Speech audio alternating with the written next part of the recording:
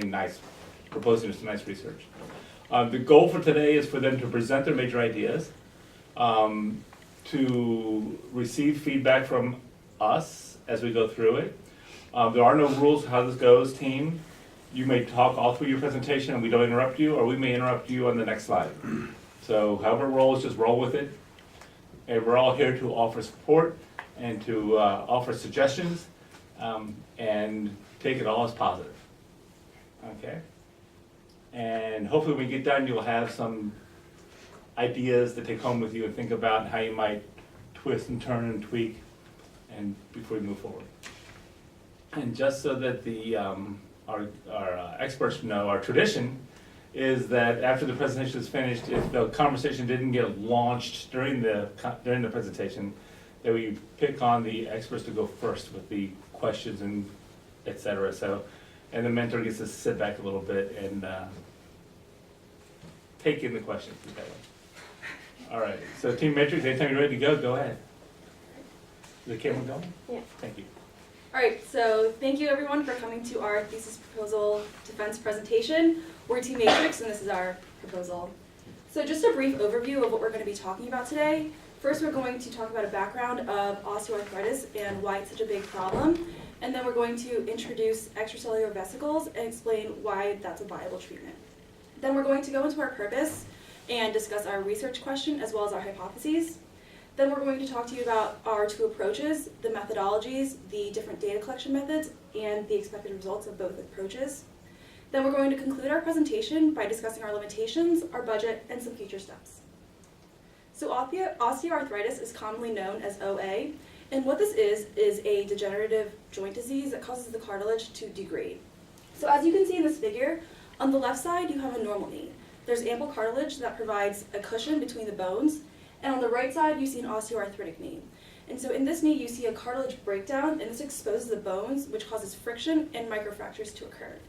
Now this leads to a myriad of other problems, including swelling, stiffness, loss of joint strength and mobility, as well as chronic pain. So then the cell biology of it. So as you can see in the first diagram, that's a healthy cartilage sample. And so the purple bodies are chondrocytes. And chondrocytes are these cells that maintain the structure of healthy cartilage. And in normal healthy cartilage, they display very little activity. However, in the second diagram, you can see an OA sample. Now in this sample, chondrocytes become hyperactive and they release degradative enzymes. Now these are represented by the orange and yellow bodies, ADAMTS5 and MMP13. And then in our last figure, you can see what effect these enzymes have on the joint, and you can see that the fragmented blue lines represent the breakdown of articular cartilage. So in a recent study by the CDC, they approximated that 52.5 million Americans suffer from OA. Now compare this to the 2007 statistic in your paper that says 27 million Americans suffer from OA. This means that in the past 8 years, the population of people in the US that have OA has nearly doubled. Now this is primarily because of the increased prevalence of obesity and the increased lifespan. However, on top of that, it's projected that 50% of Americans will develop some symptom of OA within their lifetime. So what exactly are we doing for these 52.5 million Americans? Well, currently, the treatments are very surface level, meaning they only target the pain and management. And so the two different common approaches are injections and surgery. So injections typically involve corticosteroids or hyaluronic acid, and they're very effective in decreasing the inflammation and other OA symptoms. However, they require multiple injections over time to be effective, and over time your body develops a tolerance against these injections and it loses its effectiveness. Now for surgery, there are different methods. So in the microfracture procedure, holes are drilled into the bones surrounding the cartilage, and this releases a combination of blood and bone marrow that creates an environment that's conducive to cartilage growth. There's also the autologous cartilage implantation method, in which a portion of cartilage is biopsied from the affected joint, and then it's grown in culture for about 3 to 5 weeks and then re-implanted into the patient. Now these two procedures are very invasive and very costly, and for what they cost to the patient, there isn't much benefit. So we believe that a more effective approach really targets the source of OA, and that's the degrading cartilage. And one way to treat that is cell therapy. And in cell therapy, healthy cells are injected into the affected joint, and this causes progression of OA to slow down, and in some cases it does cause cartilage to regenerate. And it regenerates cartilage-like tissue, meaning that it lacks the structural integrity of native cartilage and causes a lot of weakness in the joints. In addition to these problems, it's also very difficult to maintain these healthy cells prior to injection, and even after they're injected, it's very difficult to predict the behavior and how these cells are going to differentiate once they're injected. While there are many weaknesses to cell therapy, we believe that this is the most viable approach because it does target osteoarthritis at its source. It targets the degrading cartilage.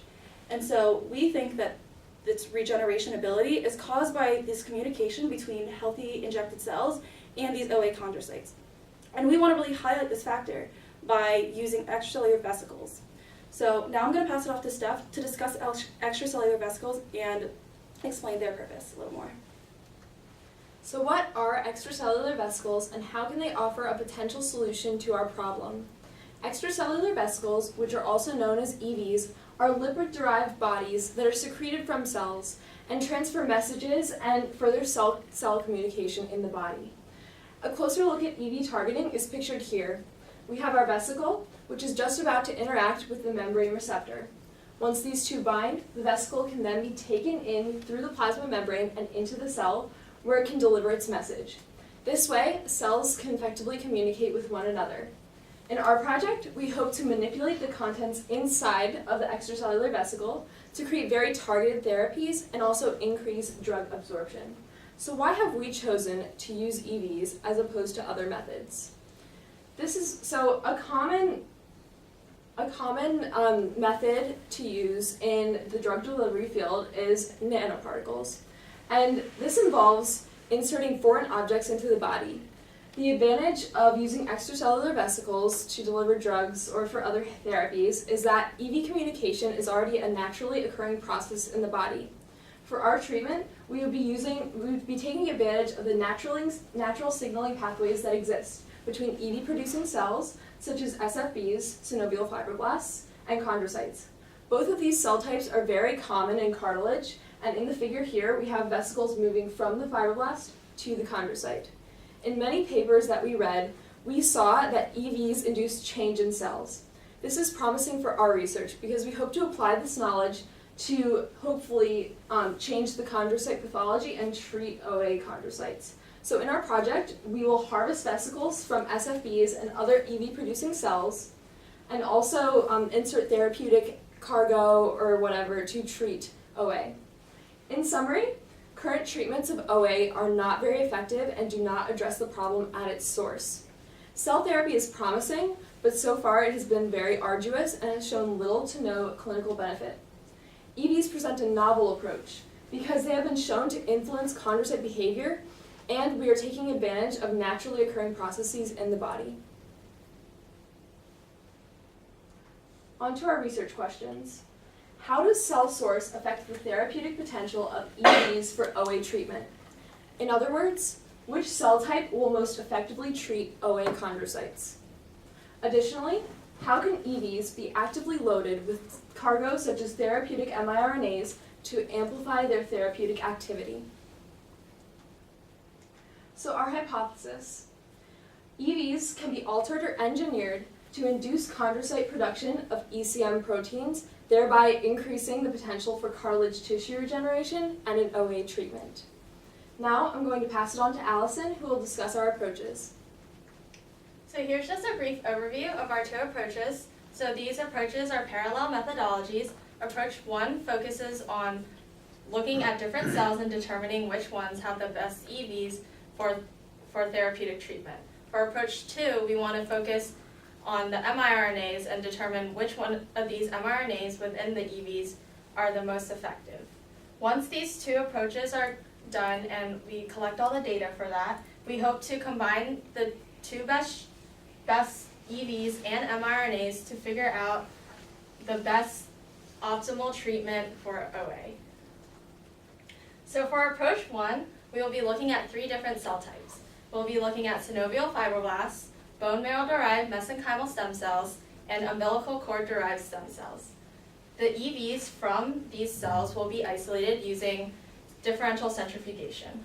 Once these EVs are isolated, we will be putting these EVs into osteoarthritic chondrocytes to see the effects and protein concentration changes. These changes will be measured using a series of assays, and we will also be analyzing the mRNA within the EVs with northern blotting. In particular, we will be looking at 4 different areas: aggrecan levels, collagen levels, ADAMTS5, as well as MMP13. From this approach, we hope to see that the EVs isolated from the producer cells will contain mRNA involved in cartilage growth and generation. In particular, we hope to see that the aggrecan and collagen levels have increased as these 2 particular structural proteins are present in healthy ECM growth. In addition, we hope to see that the levels of MMP13 and ADAMTS5, which are both degradative enzymes, will be decreased, as this shows that OA has been decreased. I will now pass it on to Suman, who will go over approach 2 as well as any future steps. Thank you, Allison. The main focus of approach 1 was to find the best cell types to produce EVs. The main focus of approach 2 is to find the best possible miRNA cargo for delivery into these extracellular vesicles. There are 2 main ways in which we can insert miRNA cargo into extracellular vesicles. The first is electroporation, the method we'll be using, and there's also extrusion. In electroporation, you'll pulse the extracellular vesicles, which will reverse the membrane potential and temporarily create pores by which you can insert the miRNA cargo into the extracellular vesicle to get your product, the EV with the specific miRNA cargo. Step 1 of our procedure is analogous to that in approach 1.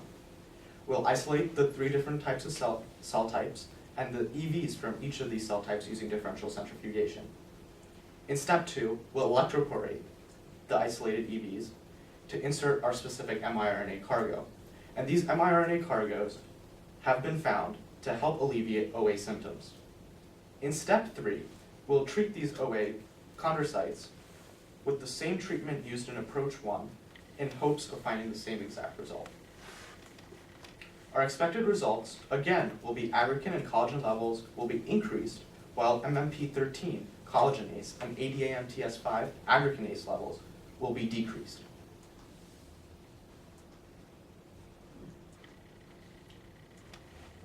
And there's a synergy between these 2 methods. In approach 1, we focus on getting the best possible extracellular vesicle from the 3 different cell types. And in approach 2, we hope to find the best possible cargo. We can fuse these 2 together, have the best possible EVs with the best possible cargos, to find the most promising therapeutic delivery system. And there are 2 main limitations to our project. The first limitation is that extracellular vesicles contain many other particles besides the miRNA that we inserted. Therefore, analyzing and controlling these will be an extreme challenge. And secondly, this is an in vitro analysis and not an in vivo analysis. So we can't account for factors that would otherwise be present in the human body, because not everything can be simulated. Our budget is roughly $10,000. It mostly comprises of an assay kit, which is roughly $5,000, and cells, which are $3,000. We hope to alleviate some of these costs. The main ways by which we are going to alleviate some of these costs is the acquisition of cell and various equipments from labs throughout campus and locally, and potential grant and launch UMD funding sources. We believe our project will be very feasible with the presence of various equipment and spaces available on campus and our skilled UMD faculty. Currently, we're at the thesis proposal defense stage. In March, we'll begin data collection for approaches 1 and 2. Over the summer, we'll compile our junior colloquial presentation, which we'll present in November. And we'll also complete our preliminary data analysis. During the spring, we'll begin collecting data for the synergy between these 2 approaches. And we'll present that during undergraduate research day. Over the summer, we'll write our final thesis presentation, which we'll present during the senior thesis conference. In conclusion, we have 2 parallel approaches: the producer cell therapy in hopes of finding the best possible extracellular vesicles, and the loading of mRNA to identify which mRNA are the most beneficial. And our research is truly just the start. There's a potential for in vivo studies to measure therapeutic efficacy. We'd like to thank Dr. Hagberg and Dr. Roy for taking the time to evaluate our project. We'd also like to thank our mentor, Dr. Jay, and our wonderful librarian, Elizabeth Sorgel, and all the wonderful Gemstone staff members that support us. Thank you so much.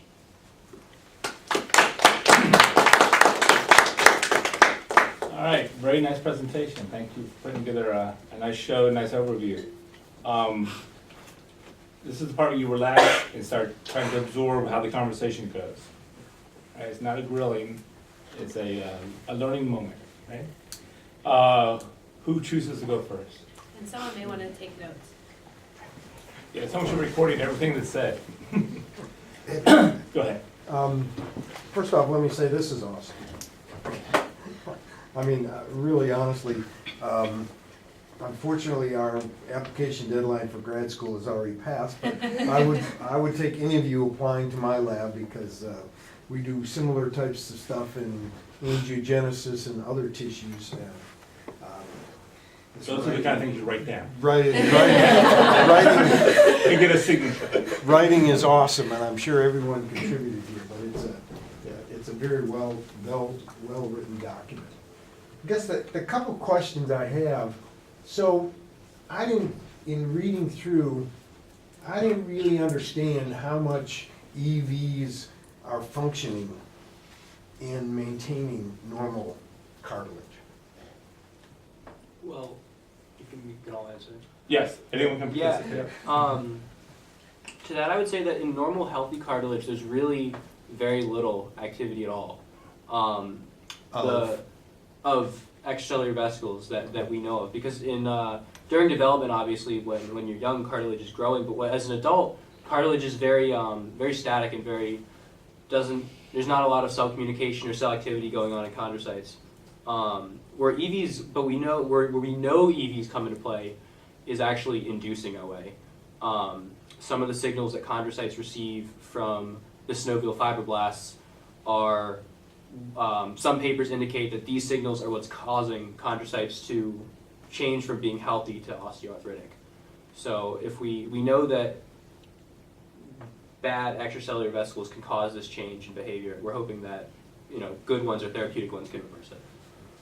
Yeah, I mean, I don't know how you read it, but I didn't, I love EVs, okay, and I said, all right, here's another great way to learn about them, and I said, but how do we get from here to here? It just seemed to be a little bit of a gap there, and you explained it wonderfully there, so that may need to be added in a paragraph or two. Somebody get that down in notes.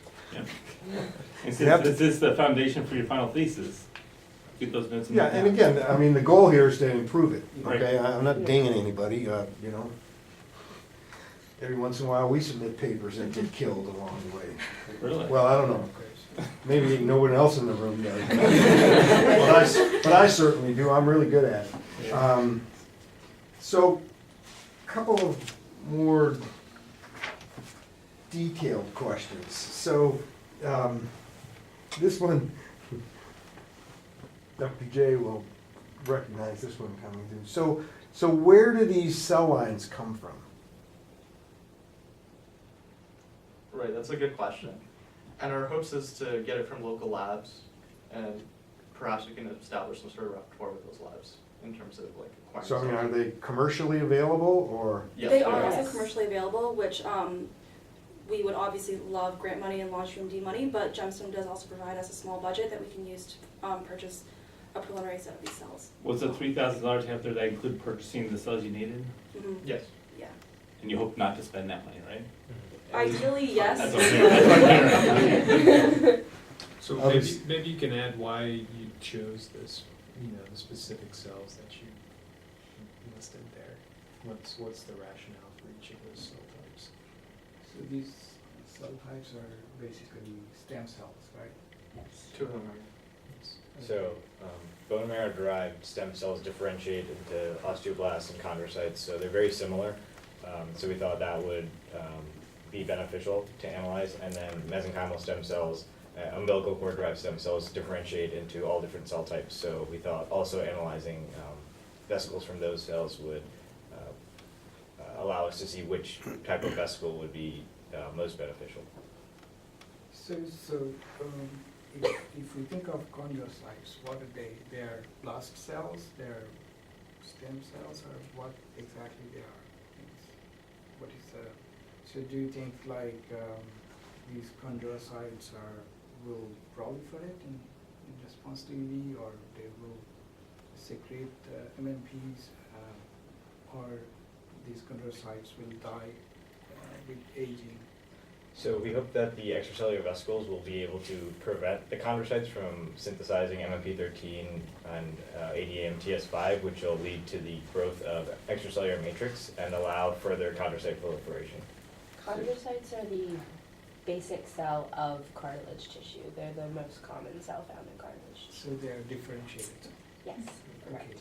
so I have a question, it's just curious. So all differentiated cells, they're limited in terms of their lifespan. So if I think of osteoarthritis, it's coming out of age. It's like if someone growing older, they get it. So is it because the chondrocytes are dying, or whether the chondrocytes are not functioning properly? It's their behavior. It's their expression of, well, yeah, normal chondrocytes display very little activity, but an osteoarthritic chondrocyte expresses actually just about everything at higher levels. It expresses synthetic, it synthesizes proteins and it synthesizes enzymes at higher factors and higher levels. And actually the first stage of OA is a synthetic phase where there's growth of cartilage and degradation of cartilage both occurring rapidly, but this buildup of degraded cartilage is actually a factor that triggers more degradation. So it's a battle that the synthetic side can never win. So yes, it's the behavior of the chondrocytes expressing like collagenase, aggregatinase.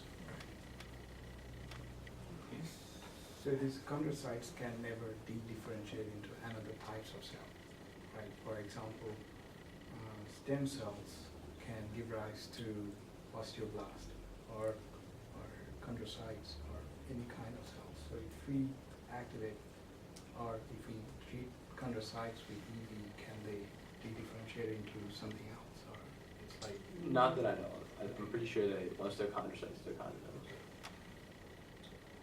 One of the major problems with osteoarthritis is that the surrounding tissue, the extracellular matrix, becomes degraded as well in osteoarthritis, and so the structure of your joint begins to break down, which is what causes the bones to rub against each other. Continue. Yeah, so Dr. J and I had a conversation actually about a year ago here, and so we study. I'm an exercise physiologist primarily, looking at exercise and risk factors for cardiovascular disease, and we've done all the standard risk factor stuff, and we've branched off into these circulating angiogenic stem cells.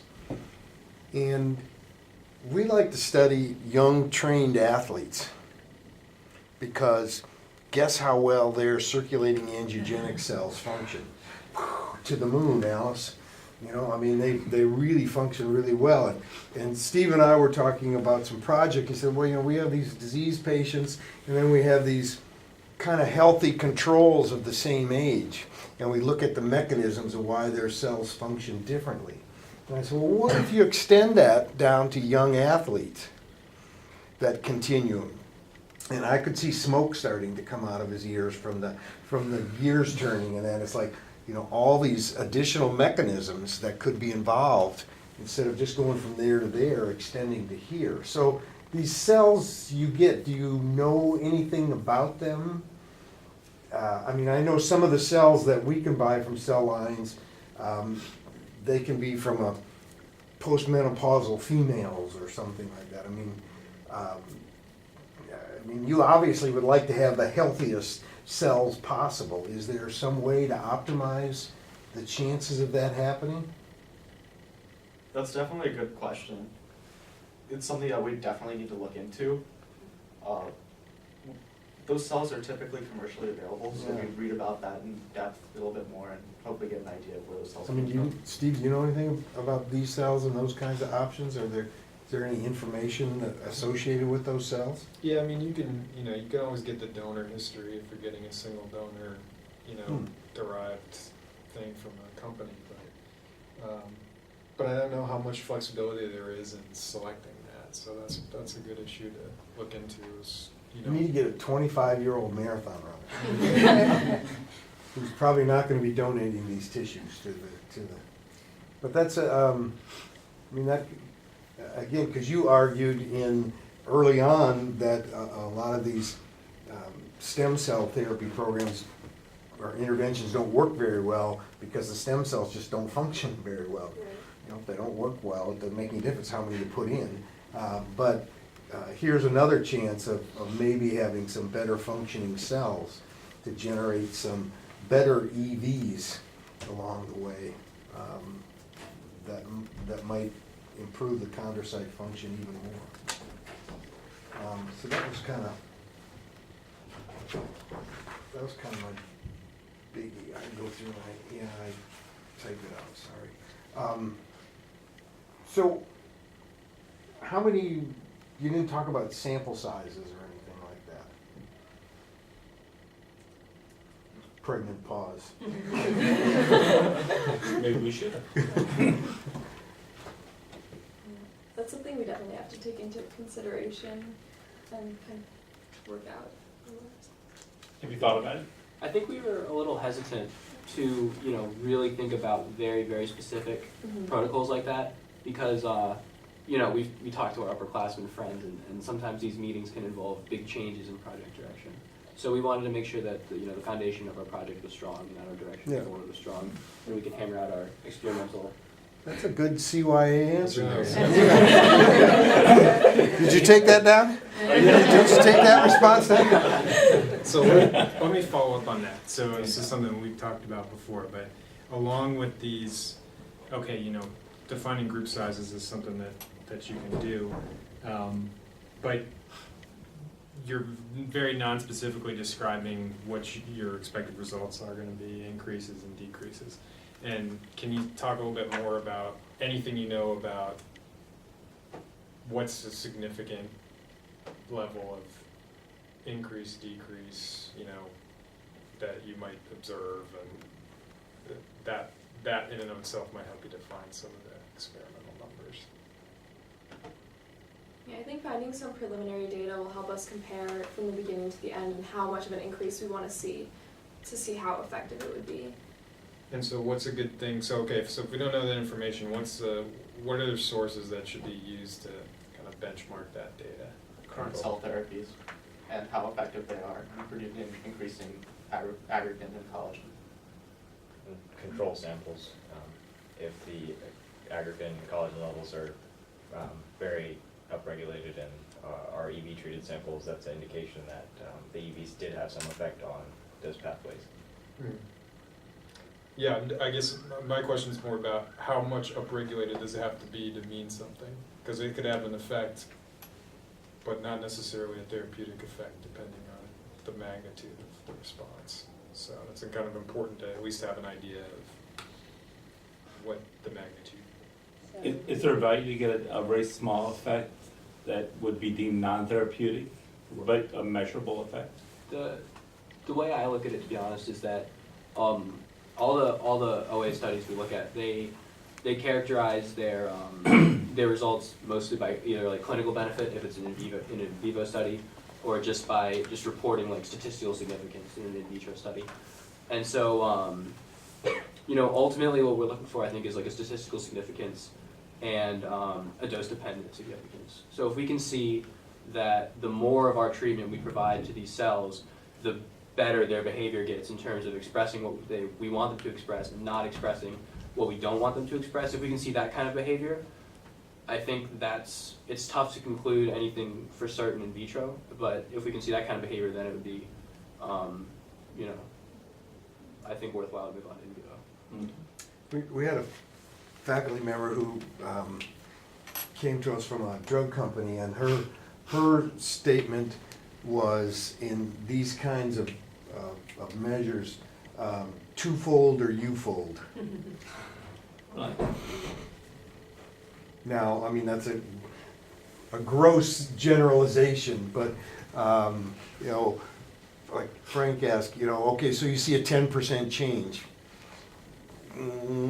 That's nice, and it might be statistically significant, but again, how would that carry over and transfer functionally to the next step in preventing or slowing the progression of OA?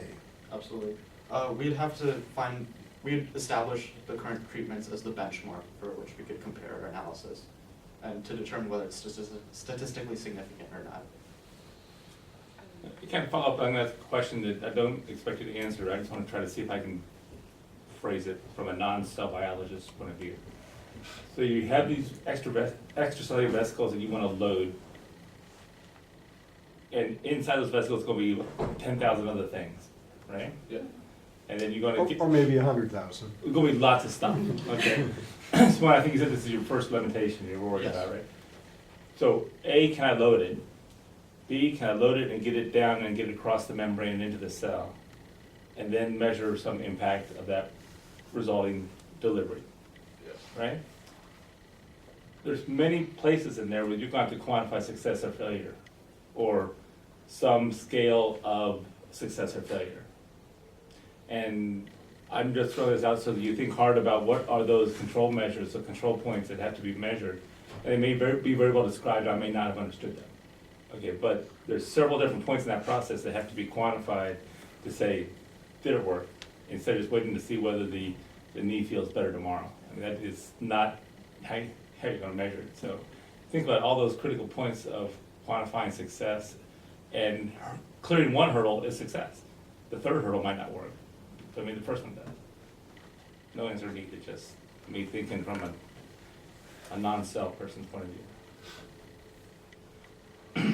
Okay, continue with questions? I'm pretty good. Yeah, so I have some, I think it's fabulous presentation and the project is really good. And only things like I have some conceptual issues. For example, when you use these EVs in vivo, where you have chondrocytes, you have other things, maybe stem cells. So how specific these EVs are toward chondrocytes? Are they, how can we measure that? So if suppose you have all these stem cells, if you express GFP, membrane GFP, do you think it will always end up in chondrocyte but not in osteoclast or in stem cells? That's actually a great question, and that's a huge limitation of our project. But what we can do is we can find the best possible EVs from those three that we listed, and we could measure those direct effects on osteoarthritic chondrocytes. So at least we know that there'll be some benefit. But I agree that that's a potential limitation of our project.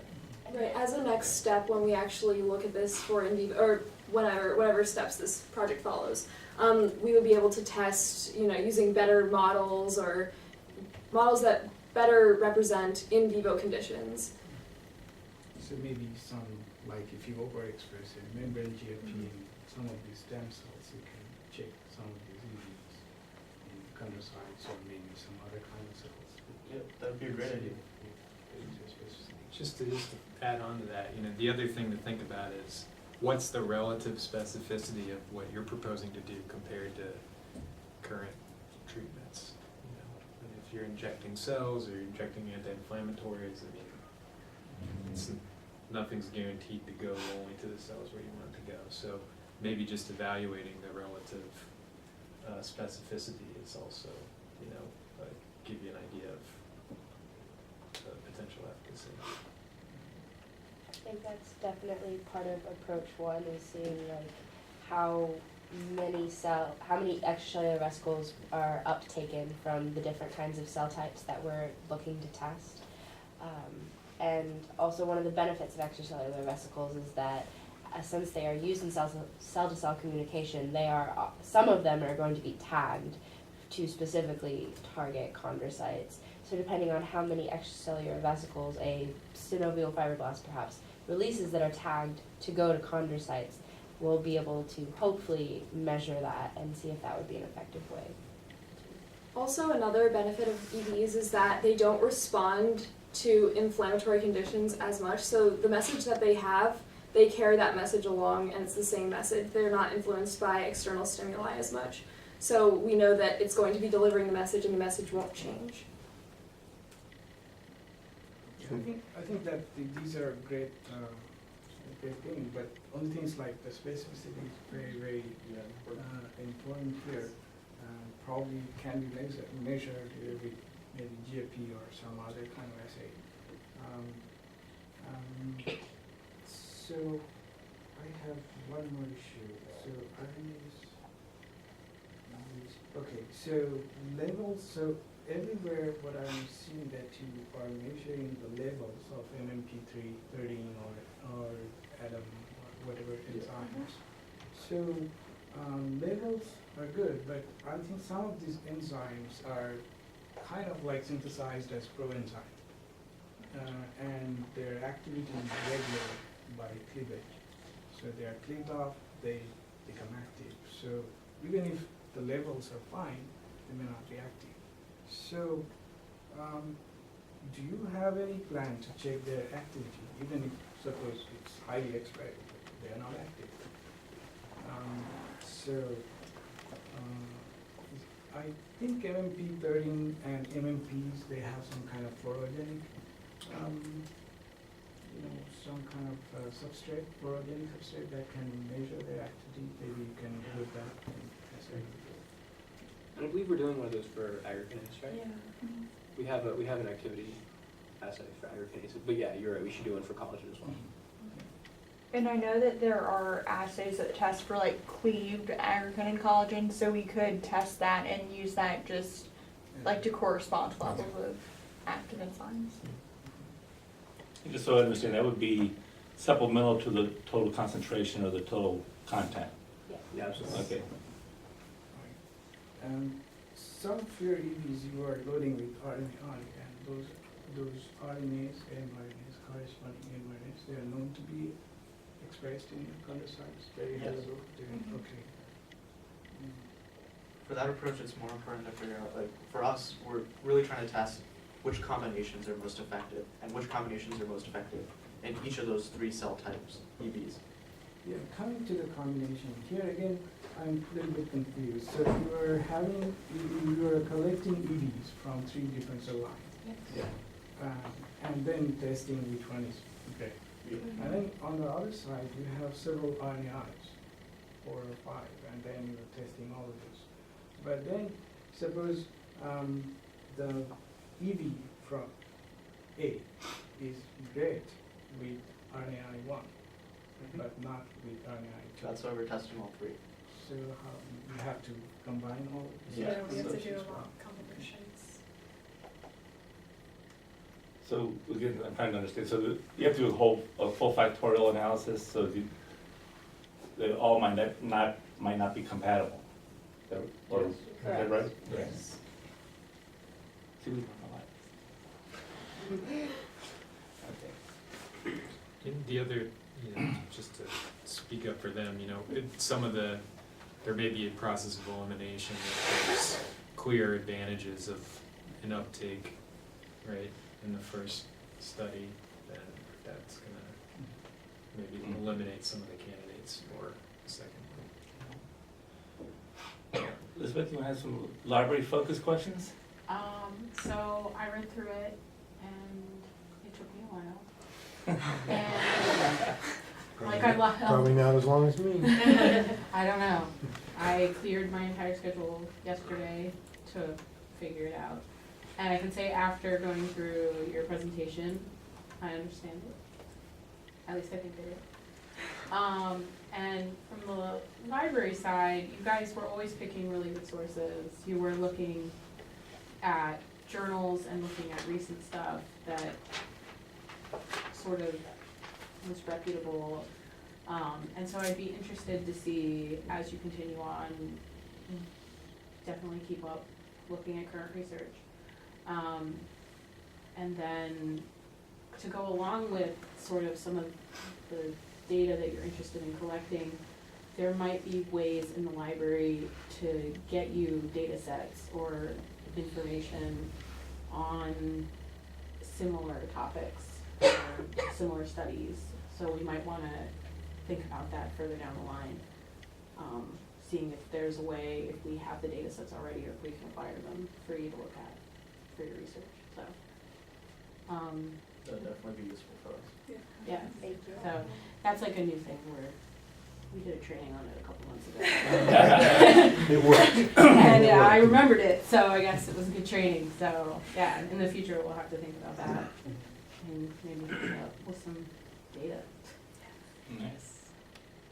One library sort of related question I have is around your images. Did you all create those? Yes. Okay, there was one thing I saw in your thesis that the first image had no citation, but then in your presentation when you used it, you said you had adapted it from somewhere. So definitely make sure that when you go back, include that. I think all your other images had either the place where you found it or similar stuff, but definitely, I know I stressed this when I met with some of you in the library, images are really touchy, so make sure that you're citing them. And if you guys go to publish, definitely get permission to use any images that you find. Stuff like this, you can take the images and use them, but if you're gonna publish them anywhere, you need to get permission from the authors that you can use them. Does that include like on the website? Hmm? Yeah. What? I'm sorry. Even for web application as well. Yeah. Yeah. Yeah. And if you created the image, claim it. Yeah. Jay, can we use them? Claim it. I mean, Yeah. someone's name should be applied to it Yeah. with permission. Definitely. Okay. Get credit for your work. That's right. And one library thing, I love the Mayo Clinic, but there was a lot of references in there to Mayo Clinic website. Yeah. Yeah, and I know we had talked about that it would be better to Sure. find like a actual resource, like something either like written down by an actual author, not just the Mayo Clinic. So that's something to think about, and we can talk about potential places where you could find the information, or we could look at those Mayo Clinic websites and figure out where they got their information. I think some review articles or something like Yeah. that will have the same information. Yeah. All right. Sorry, that's a pet peeve. Dr. Jay, something you want to pick up on, or are you along for the ride? That's what you're here. You know about this stuff. I don't know, I think we addressed most of them.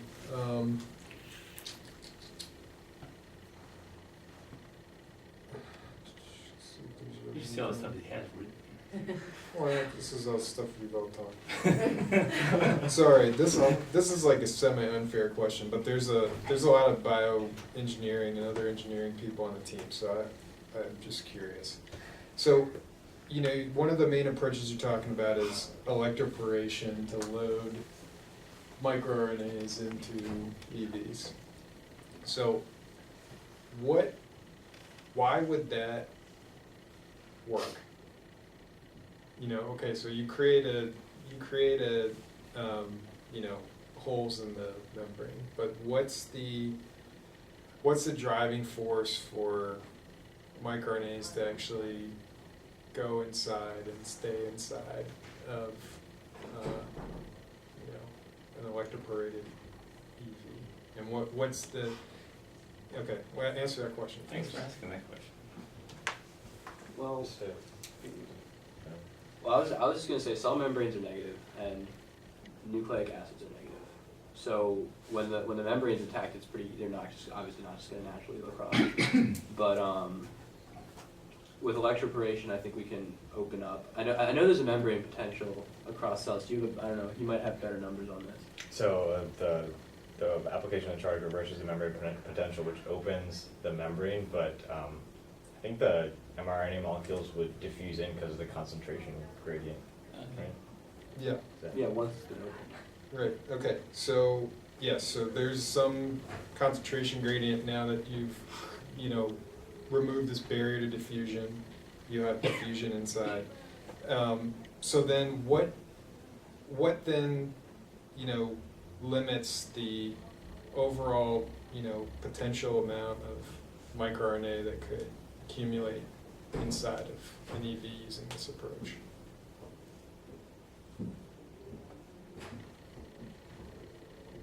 Dead It silence. would be like how much of a difference in concentrations inside and outside?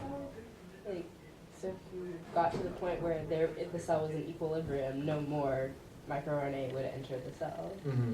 So you would have to have a large concentration of the microRNA outside the cell, so that it would take a while for it to get to equilibrium inside and out. Right. And then the other thing to consider is what's the relative volume of the solution where the microRNA are versus the internal component of all the EVs in that solution. And the ratio of those things is going to dictate the total amount of diffusion that's possible. All right, so just something to think about as you think about, how much loading is actually theoretically feasible using this approach. So that's not really critical to the project, but just, Right. you should try to Right think now. about these things. But it will be. Yeah, it'll come up at some point. All right.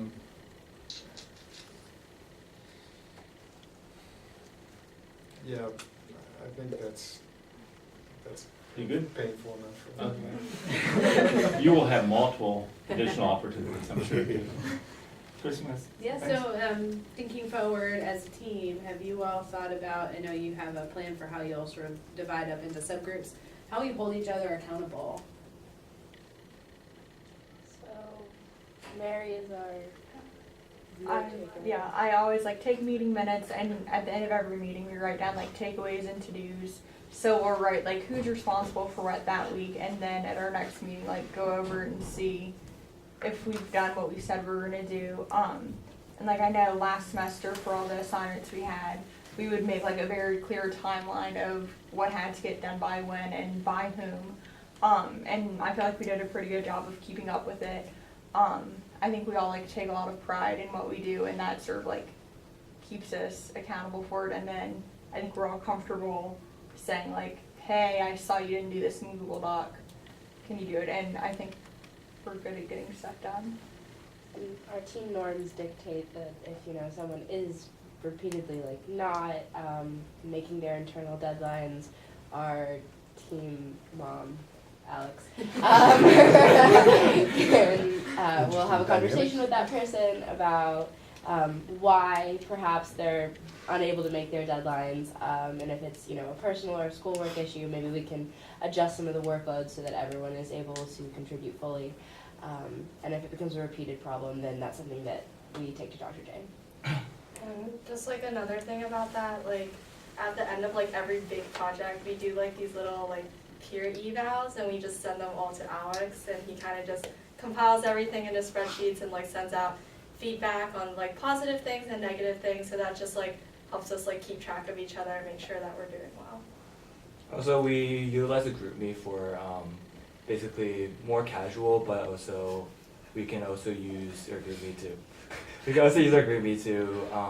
just send reminders, very general reminders saying like, oh, so this part needs to be finished by 2 weeks from now. Or we can also send reminders like what's our dress code for today or something like that. Which you did very nicely. Thank you. Look great. Good. Any more? Of course, I need to talk about your budget a little bit. Can you pull it up? Yeah. Wait, I have two questions though. So I think we had two people that didn't say a thing during the whole time, so I need to hear from them. Thank you. Tell us something. We have a great team dynamic. I mean, like, we're very comfortable with each other, so if something pops up, then, like, previous members have said, we either take it to Alex, or we can just go to that person ourselves, and we put a lot of pride in each other just to make sure that we get everything done. And whenever we go to team meetings, we always make sure that something is always done, even if, people are always stressed, or even if people have a lot of work, we kind of always try and set aside time just for team, just for our team meetings and just like team matrix overall. So we could do our best when it comes to presenting or writing a paper. Okay.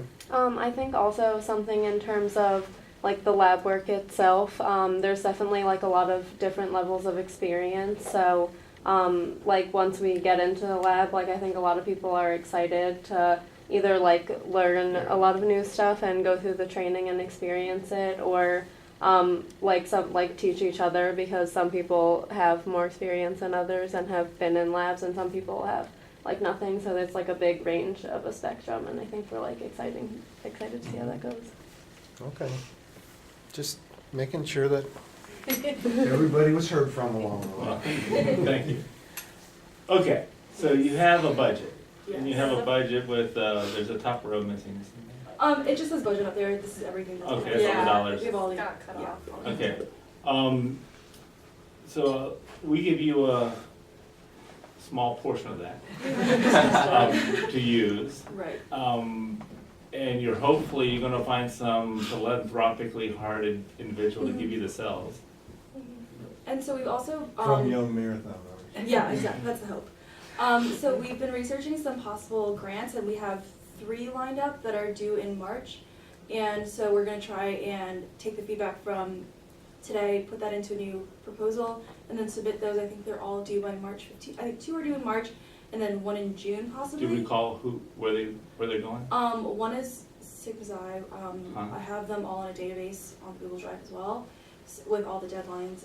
So that's something we can definitely reference back to. And we're planning on launching our Launch UMD campaign in March. And as far as I know, people usually only run them once, but if necessary, we can run it again. We know there's a library board, so stakes are high today. The stakes are high. Let me comment on launch, library, and the external grants Go ahead. quickly. Just send me your launch application, Right. so I can review it, and then you can get that in quickly. The library award, there's a supplemental reflection that I'll send out. I just got the website for that, so make sure you complete that. And then with all of your external grants, all need to be routed through your mentor. So you want to make sure that even if the deadline's March 15th, that really means probably should have it ready by Monday. So figuring out how long your mentor needs to review it so it can get routed through all the proper sources. Even the Sigma Xi, which is only $1,000 per individual, that still has to get routed. And it is eligible for the waiver for the FNA, but it still has to go through. We learned that the hard way a few years ago when it didn't, and we had to do it afterwards. So it does need to go through on the front end. So we need to go through Vicky and everything? It actually will go through Dr. J, routed however you route your grants. So. Even gemstone grants, student grants have to be routed through Aura and go through the whole process. And that's a very enlightening process. We did have a former student who decided that's what her career goal was going to be a grants manager, and I think she's doing it. Why? Yeah. She jumped off the edge. Sorry. Okay, so to get to the point, I'm glad you're proactively searching out cash, because you're going to need it. If you don't come up with $10,000, what doesn't get done? Well, I I mean, like, so we're looking at like 3 different cell types, so I guess like we might have to look at like 2 maybe, and that would eliminate some of the costs, but. And another thing we were talking about is approach 1 and approach 2. If it came down to it, like because of the budget, combining them, using one approach so that we have to minimize the amount of cells that we're going to get.